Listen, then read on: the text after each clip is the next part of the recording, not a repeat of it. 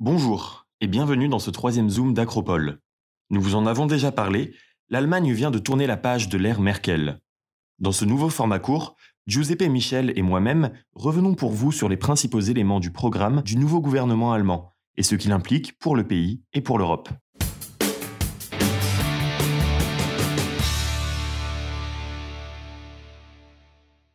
Le 8 décembre dernier, le social-démocrate Olaf Scholz a été élu chancelier, après un peu plus de 2 mois de négociations. Son parti, vainqueur des élections de septembre, obtient des ministères clés, comme l'intérieur, le travail, la défense ou la santé. Les Verts, quant à eux, voient leur percée électorale récompensée. Le numéro 2 du parti devient vice-chancelier, à la tête d'un grand ministère de l'économie et du climat, tandis que la candidate du parti aux élections, Annalena Baerbock, obtient les affaires étrangères. Les libéraux, enfin, troisième force de ce gouvernement, signent une grosse prise avec la nomination de Christian Lindner au ministère des Finances. Mais au-delà des noms et des postes, la nouvelle coalition, dite Feu tricolore, en référence aux couleurs des 3 partis qui la composent, a dévoilé un programme qui se veut très ambitieux.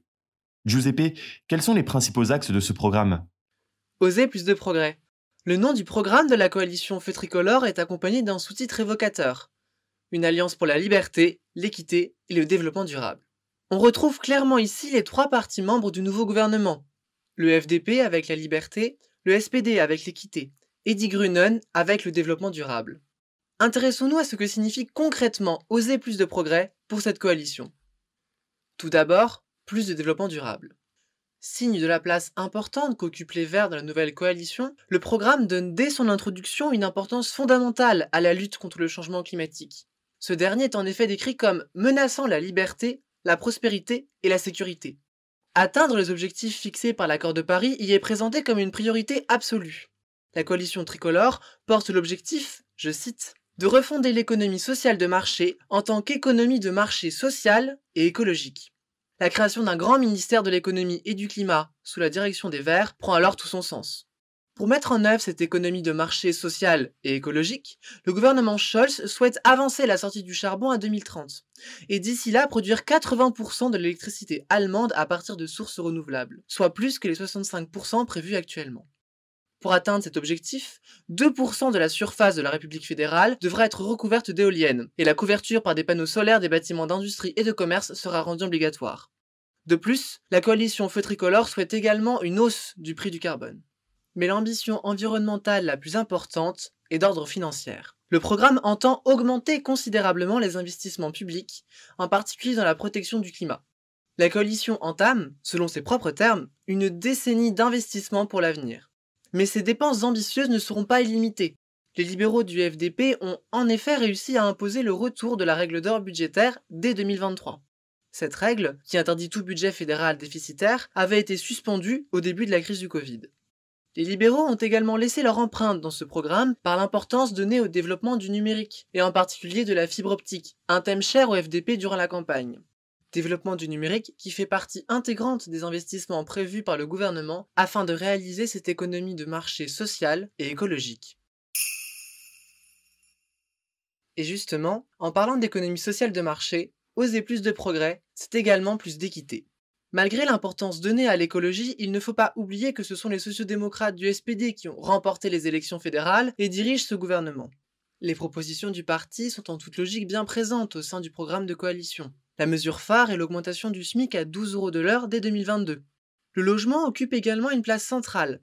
En plus de la construction de 400 000 nouveaux logements, dont un quart de logements sociaux, le SPD et les Verts ont réussi à faire avaler à leurs partenaires du FDP la prolongation jusqu'en 2029 de la loi luttant contre la hausse des loyers et des prix de l'immobilier, un problème majeur en Allemagne. Preuve de l'importance donnée à cette question, le gouvernement Scholz verra le retour d'un ministère de la construction. L'équité passe également par l'engagement de ne pas augmenter l'âge de départ à la retraite, la lutte contre les inégalités salariales, ou encore la mise en place d'une allocation familiale unique. Mais surtout, cela passe par la très symbolique suppression de l'allocation chômage, appelée Hartz IV, issue des réformes menées par Gerhard Schröder. Cette dernière sera remplacée par une nouvelle allocation, aux critères assouplis et imposant un contrôle bien moindre sur ses bénéficiaires. En matière fiscale, enfin, les deux forces de gauche ont dû faire des concessions aux libéraux. Il n'y aura donc pas de hausse d'impôts dans les 4 années à venir en Allemagne, et l'idée d'un impôt sur les plus riches est abandonnée. Enfin, oser plus de progrès par plus de liberté. Le programme de la coalition consacre plusieurs avancées sociétales. On note tout d'abord l'autorisation pour les médecins d'informer leurs patientes sur les pratiques abortives. Les couples de femmes seront désormais désignés toutes deux comme mères sur l'état civil de leur enfant. Et la procédure de changement de sexe sera également simplifiée pour les personnes transgenres. Libéraux et Verts ont également réussi à mettre dans cet accord de coalition deux des mesures leur ayant permis d'arriver en tête du vote des jeunes. La légalisation du cannabis récréatif, qui sera distribué au sein de magasins agréés, ainsi que l'abaissement du droit de vote à 16 ans. Cette seconde mesure étant déjà en place pour les élections locales dans plusieurs länders. Enfin, le programme consacre une vingtaine de pages à la liberté de circulation pour tous, y compris les migrants. Une réforme du droit de la nationalité allemande devrait ainsi voir le jour, qui permettrait d'obtenir la citoyenneté allemande après 5 ans de résidence, contre 8 actuellement, et faciliter la binationalité. La coalition infotricolore souhaite également faciliter le recours au droit d'asile si les compétences professionnelles de la personne sont recherchées, et raccourcir pour tous la durée de la procédure. Sur le reste des questions migratoires, toutefois, Berlin ne pourra agir en grande partie qu'au niveau européen. Justement, le programme fait la part belle à l'Europe. Léo va désormais vous parler des propositions de la nouvelle coalition en matière d'intégration européenne. C'est peu dire que la nouvelle coalition en place à Berlin veut plus d'Europe. Comme nous l'évoquions dans notre émission d'octobre, Angela Merkel a parfois été perçue comme frileuse sur les questions européennes. Olaf Scholz, en comparaison, est déjà un peu plus ambitieux. Mais surtout, ses alliés verts et libéraux, résolument europhiles, ont réussi à inclure nombre de leurs propositions dans l'accord de coalition. 3 grands axes sont à retenir. Le premier, c'est celui du portefeuille. Tu le disais, Giuseppe, Berlin s'engage à d'importants investissements, notamment en matière climatique. Pour ce faire, la coalition tricolore se positionne en faveur de la réforme du pacte de stabilité, qui encadre les déficits publics européens, et auquel l'Allemagne est historiquement très attachée. Les 3 partis veulent le rendre plus simple et plus transparent, et l'orienter vers des objectifs de croissance et d'investissement. Second axe clé du programme, la démocratie européenne et les institutions. Le nouveau gouvernement souhaite protéger plus efficacement les valeurs fondamentales de l'Union et utiliser tous les instruments à la disposition de Bruxelles pour protéger l'état de droit. Berlin souhaite également faire de la conférence sur l'avenir de l'Europe la première pierre d'une réforme des traités pour aboutir à un État fédéral européen. Alors, calmons-nous, il est très peu probable que l'on voit émerger des États-Unis d'Europe de sitôt. Mais le détail des réformes proposées est intéressant. La coalition veut accorder au Parlement européen un droit d'initiative législative, jusqu'ici réservé à la Commission. Le programme soutient également des listes transnationales aux élections européennes et un système de tête de liste pour déterminer la présidence de la Commission. Sur la politique étrangère, il promeut la fin de l'unanimité entre États membres. Cela nous amène à notre 3e axe, celui de l'autonomie stratégique européenne. Ce concept, défendu par Paris depuis plusieurs années, ne trouvait jusqu'alors que peu d'écho outre-Rhin. Là où la France souhaitait construire une capacité européenne en matière de défense, industrielle, numérique, etc., l'Allemagne privilégiait jusqu'alors une vision plus libre-échangiste et moins autonome de l'Europe. L'accord de coalition souligne bien sûr que l'OTAN est au cœur de la politique de défense allemande, et Berlin ne va pas arrêter demain d'échanger avec Pékin.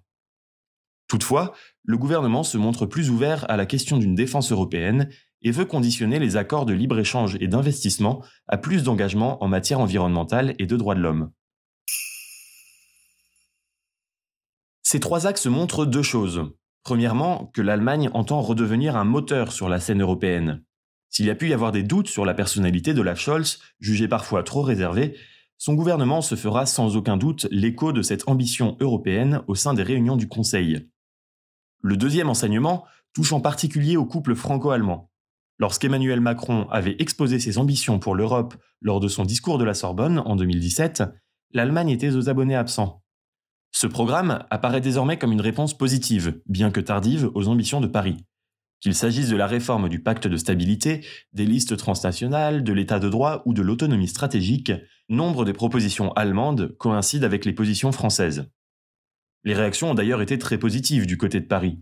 Olaf Scholz est bien connu du ministre de l'économie Bruno Le Maire. Les libéraux du FDP sont alliés aux macronistes au Parlement européen et Emmanuel Macron a déjà rencontré les dirigeants verts à plusieurs reprises. Il est vrai que le gouvernement français n'a jamais affiché de telles ambitions fédéralistes et que Paris et Berlin conservent plusieurs désaccords en matière géopolitique, budgétaire ou énergétique. Mais cela n'efface pas l'image d'ensemble. Alors que la France s'apprête à présider le Conseil de l'Union européenne pour les 6 prochains mois, elle a besoin d'alliés partageant sa vision de l'Europe pour l'aider à pousser ses priorités. En ce sens, le nouveau gouvernement allemand pourrait être un atout pour la présidence française. Alors que Paris a affiché son rapprochement avec l'Italie de Mario Draghi, et que le gouvernement néerlandais à venir semble aussi plus ambitieux en matière européenne, on pourrait bien assister à un retour en force des pro-européens en Europe de l'Ouest. Comme toujours, affaire à suivre sur Acropole.